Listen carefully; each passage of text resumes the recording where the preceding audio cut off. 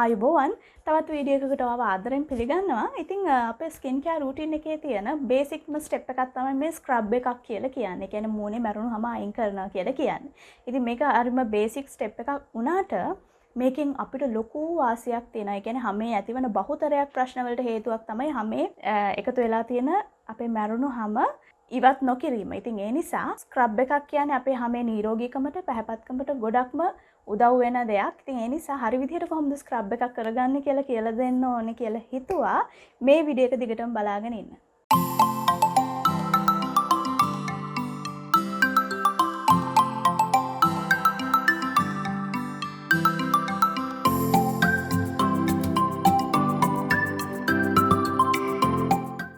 ඔය අද නම් මගේ channel එකේ වීඩියෝ එකක් මුලින්ම බලන්නේ. තාමත් මගේ channel එකට subscribe වෙලා නැත්නම් දැන්ම පහළ තියෙන රතු පාට subscribe button එක press කරන්න සහ එහා පැත්තෙන් තියෙන bell icon එකත් press කරන්න. එතකොට රූපලාවන්‍ය සම්බන්ධ වැදගත් වීඩියෝස් ඔයාලට miss නොකර බලන්න පුළුවන්. ඉතින් අද මම මේ වීඩියෝ එකෙන් කියලා දෙන්න හදන්නේ physical scrub එකක් පාවිච්චි කරන විදිහ. ඒ කියන්නේ අර අපිට අත්තට අහු වෙන පොඩි කොටස් සහිත ස්ක්‍රබ් එකකින් කොහොමද හැමේ මැරුණු සෛල ඉවත් කරන්නේ කියලා. ඒ වගේම chemical exfoliators තියෙන ඔයගොල්ලන්ට ඒවා පාවිච්චි කරන්නත් පුළුවන්. ඉතින් අද මේ වීඩියෝ එකෙන් මම කියන්නේ කොහොමද physical scrub එකක් කරගන්නේ කියලා. ඉතින් අපි නිවැරදිව මේ අපේ හැමේ තියෙන මැරුණු සෛල අයින් කරේ නැත්නම් හැමේ pimples ඇති වෙන්න හේතුවක් වෙනවා. ඒක blackheads, whiteheads, හැම අඳුරු පැහැවෙනවා, මැරුණු සෛල ගොඩක් එකතු වෙලා තියෙනකොට සහ හැම වියලි වෙනවා. මේ වගේ ප්‍රශ්න ගොඩාක් ඇති වෙනවා. ඉතින් ඒ නිසා අනිවාර්යෙන් ඔයගොල්ලෝ මතක තියාගන්න ඕනේ තමන්ගේ ස්කින් කෙයාර් රූටින් එකට ස්ක්‍රබ් එකක් එකතු කරගන්න. මේ ස්ක්‍රබ් එකක් පාවිච්චි කරාම අපේ හැමේ තියෙන ලේ ගමනාගමනය වැඩි වෙනවා සහ එතකොට හැම හරි ක්ලියර් වෙනවා, පැහැදිලි හැමක් ලබා ගන්න පුළුවන්, ලප කැලල් ඉවත් කරගන්න අපිට උදව්වක් වෙනවා සහ අපේ ඕපන් පෝස් කියලා කියන්නේ කියන්නේ අර හැමේ තියෙන සිදුරු ටිකක් ලොකු වෙලා තියෙනවා නම් අන්න ඒවා මග අරගන්නත් අපිට මේක උදව්වක් වෙනවා. සහ හැමේ අලුත් සෛල වර්ධනයට මේක උදව්වක් වෙනවා. ඒ නිසා හැම හොඳට පැහැපත්ව නිරෝගීව තියාගන්න මේක ලොකු උදව්වක් වෙනවා. අනිවාර්යෙන් ඔයගොල්ලෝ ස්ක්‍රබ් එකක් තෝරගන්න. ඔයගොල්ලෝගේ හැමේ වර්ගයට ගැලපෙන්න මොන විදිහේ හැමක්ද තියෙන්නේ කියලා බලලා ඒකට අනුව ස්ක්‍රබ් එක තෝරගන්නත් ඕනේ. ඉතින් ඔයාලට ගොඩක් ඔයිලි ස්කින් එකක් තියෙනවා නම් සතියට 3 සැරයක් විතර ස්ක්‍රබ් එකක් කරන්න පුළුවන්. normal skin එකක් තියෙනවා නම් සතියට 2 සැරයක් විතර කරන්න පුළුවන්. combination skin එකක් තියෙනවා නම් ඒත් සතියට 2 සැරයක් විතර ස්ක්‍රබ් එකක් කරලා මැරුණු හැම අයින් කරන්න. සහ ඔයාලට තියෙන වියලි හැමක් නම් සතියට 1 සැරයක් ස්ක්‍රබ් එකක් කරාම හොඳටම ඇති.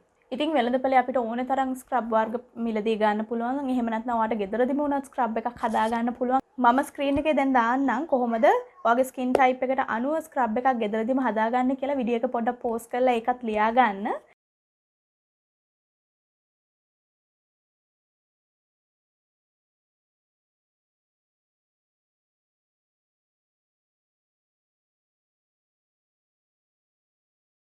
හරි අපි එහෙනම් බලමු කොහොමද ෆේෂල් ස්ක්‍රබ් එකක් හරියට කරගන්නේ කියලා. ස්කින් කෙයාර් රූටින්ස් ගැන මම කලින් ඕනේ තරම් වීඩියෝස් වල කතා කරලා තියෙනවා. ඉතින් මුලින්ම ස්කින් එක හොඳට ක්ලෙන්ස් කරගෙන ඉන්න. ඒත් එක්කම මූණේ තෙත ගතිය ලාවට තියේදී තමයි අපි ස්ක්‍රබ් එක ආලේප කරන්නත් ඕනේ. ඒ නිසා මම පොඩ්ඩක් මූණ තෙත් කරගෙන ඉන්නම්.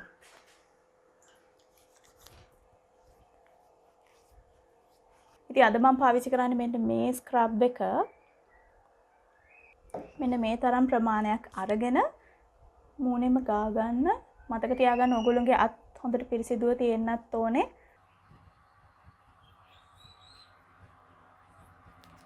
ස්ක්‍රබ් එකක් කරනකොට ඕගොල්ලෝ වැඩිපුර අවධානය දෙන්න ඕනේ මෙන්න මේ T zone එකට. ඒ කියන්නේ නලල මේ නහය සහ නිකට මේ නහය දෙපැත්ත වගේ ප්‍රදේශවලට ඒ හරිය තමයි වැඩිපුර තෙල් නිෂ්පාදනය වෙන්නේ හැමේ. ඉතින් එතකොට ඒ හරිය තමයි වැඩිපුර blackheads, whiteheads වගේ ඇති වෙන්න බලන්නේ. ඒ නිසා එතෙන්ට වැඩි අවධානයක් දෙන්න. අනිවාර්යෙන් මතක තියාගන්න හොඳට තෙත ගතිය අතේ තියෙන්න ඕනේ කියලා. අනිවාර්යෙන් බෙල්ලත් අමතක කරන්න එපා ස්ක්‍රබ් එකක් කරනකොට. ඒ වගේම ඇස් වටේ ප්‍රදේශයේ ගෑවෙන්න දෙන්න එපා. ඒ හරියම හරිම සිනිදුයි. ඒ නිසා ඒකට හානියක් නොවෙන්න ඇස් වටේ මග හැරලා තමයි අපි ස්ක්‍රබ් එක කරන්නත් ඕනේ. මුලින්ම මේ නහය ළඟ ප්‍රදේශයේ ඉඳලා මෙන්න මේ විදිහට මූණේ ඉවතට මෙන්න මෙහෙම ස්ක්‍රබ් කරන්න. අත ගොඩාක් තද කරන්නවත් මෙහෙම අතුල්ලන්නවත් හදන්න එපා. ඒකත් හොඳට මතක තියාගන්න ඕනේ. මේ විදිහට 15 වතාවක් 20 වතාවක් විතර කරන්න. ඔයා ගෙදර හදාගත්ත ස්ක්‍රබ් එකක් නම් පාවිච්චි කරන්නේ ඒකට සීනි වගේ දෙයක් පාවිච්චි කරලා තියනවා නම් එතකොට සීනි කැට කියන්නේ ටිකක් රළුයිනේ. ඒක නිසා ඒක මූණට ගාලා විනාඩියක් 2ක් විතර ඉන්න. එතකොට හැමේ උෂ්ණත්වයට ඒ සීනි කැට චුට්ටක් මෙල්ට් වෙලා අර රළු ගතිය අඩු වෙනවා. ඉතින් එතකම් පොඩ්ඩක් ඉන්න ගෙදර හදන ස්ක්‍රබ් එකක් පාවිච්චි කරනවා නම් ඕනෙවට වැඩි අත තද කරන්නත් එපා. ඕනෙවට වැඩි වාර ගානයක් කරන්න යන්නත් එපා. ඊළඟට නහයේ මෙහෙම ඉහළ ඉඳලා පහළට මෙන්න මේ ඇඟිලි දෙක පාවිච්චි කරලා නහයේ මෙන්න මෙහෙම ඒත් 25 වතාවක් විතර කරන්න පුළුවන්. ඒ හරිය පොඩ්ඩක් හැම හොඳට ස්ක්‍රබ් කරගන්න ඕනේ නිසා නහය කියන්නේ ගොඩක් blackheads whiteheads ඇති වෙන්න බලන තැනක් සහ මේ නහය දෙපැත්තෙත් ඕපන් පෝස් ඇති වෙන්න බලනවා ගොඩක් තෙල් ගතිය නිසා. ඒ නිසා ස්ක්‍රබ් කරගන්න. ඊළඟට අපි මෙන්න මේ ප්‍රදේශය තමයි කරන්න හදන්නේ. එතනත් මෙන්න මේ විදිහට රවුමට 15 වතාවක් 20 වතාවක් විතර කරන්න. අත ගොඩක් තද කරන්න එපා. මේ හරියට ගොඩක් blackheads whiteheads ඇති වෙන්න බලන තැන. ඕනට වැඩි අත තද කරලා නැත්නම් ඕනට වැඩි වාර ප්‍රමාණයක් මේ හරිය වගේ වැඩිපුර ස්ක්‍රබ් කරනවා නම් අන්න එතකොටත් මේ හරිය කළු වෙන්න බලනවා. ඊළඟට නලල අත සැරින් සැරේ තෙත කරගන්නත් අමතක කරන්න එපා. නලලත් මේ විදිහට දෙපැත්තට එහෙම උඩට දෙපැත්තට උඩට දෙපැත්තට එකත් 20 වතාවක් විතර. ඊළඟට බෙල්ල මේ විදිහට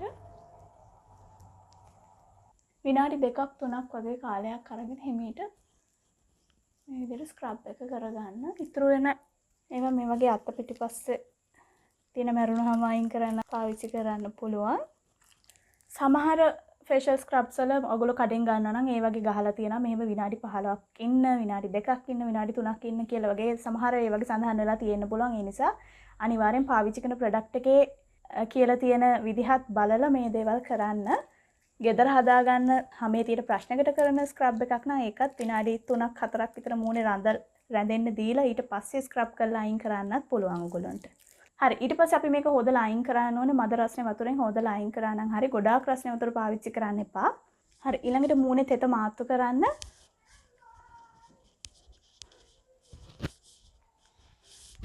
පුංචි තෙත ගතියක් තියෙද්දිම ඊට පස්සේ ඔයාලට ඔයාගේ ටෝන් එක පාවිච්චි කරන්න පුළුවන්. ඊළඟට ඔයාගේ ස්කින් කෙයාර් රූටින් එක දිගටම කන්ටිනියු කරගෙන යන්න පුළුවන්.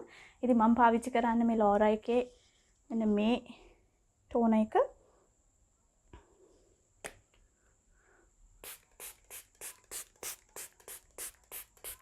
ඔයගොල්ලන්ට පේනවා blackheads එහෙම අයින් වෙලා පොඩි ක්ලියර් ගතියක් දැනටමත් ඇවිත් තියෙනවා. ඉතින් මේ ප්‍රශ්න මග හැර ගන්න ලොකු උදව්වක් වෙනවා. මම කිව්වා වගේම ස්ක්‍රබ් එකක් කරන එක. ඉතින් මේ විදිහට කරලා බලන්න ඔයාට රිසල්ට් ලැබෙයි.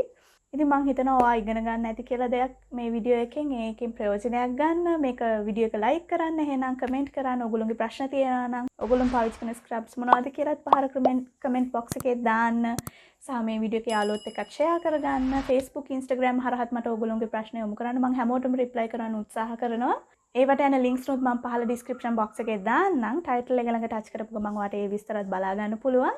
ඉතින් එහෙනම් ගොඩක් පරිස්සමෙන් ඉන්න මේ දවස්වල thank you මගෙත් එක්ක ඉන්නවට. මගේ වීඩියෝ එක බලවට ගොඩක් ස්තුතියි. තවත් අලුත් වීඩියෝ එකක් අරගෙන එන්නම්. ජය වේවා.